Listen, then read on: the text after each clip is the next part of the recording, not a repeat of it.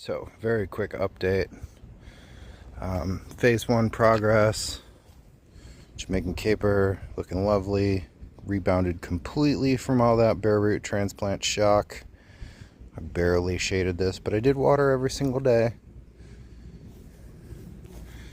The dwarf salt bushes are getting ready to bloom with their lovely fall blooms and keystone vibes. The blue porterweed has filled in just like I thought it would.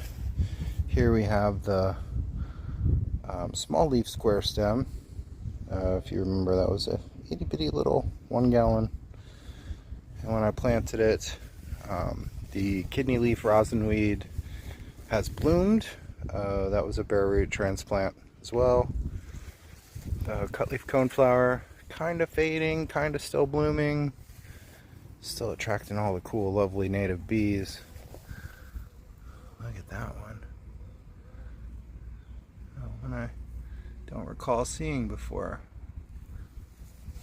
And Simpson Stopper still on the struggle bus. Hasn't quite rebounded yet, but that's more of a wetland shrub.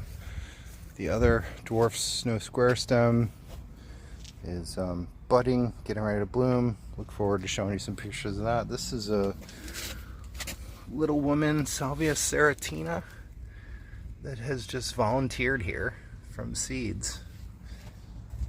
Over here I removed the button sage because it was just getting too big for that space for my long-term low maintenance goals. Replaced it with some Georgia aster. I just planted these yesterday. Some Laetris gracilis, or graceful blazing star, and a wand or slender goldenrod, Solidago stricta there. I had to reposition the calamint because they were just getting too much shade and had started to fade already, but I think my transplant completely killed it.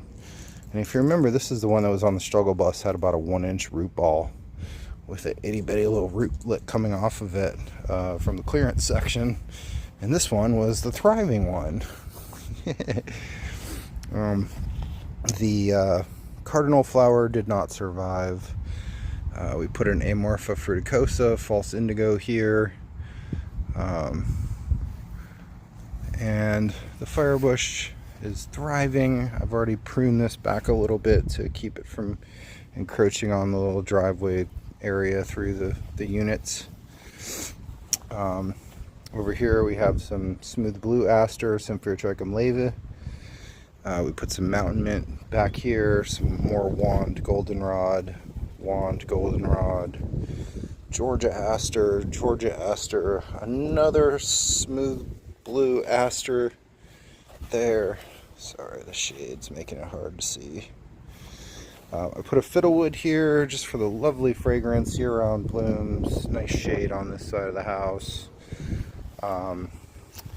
Put a wild plumbago here, Plumbago zeylanica, which is a host for the Cassius blue. Put a frostweed here, which is a keystone wildflower.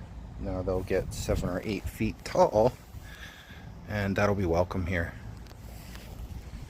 And this is crenulated lead plant, Amorpha crenulata, which is in the same genus as false indigo, but a shorter, scrubbier species that I've only found at the USF Botanical Gardens, that I'm working on making more widely available in the native nursery trade. And this is where we moved the button sage to. So I didn't prune it back like I typically would to save it some transplant shock.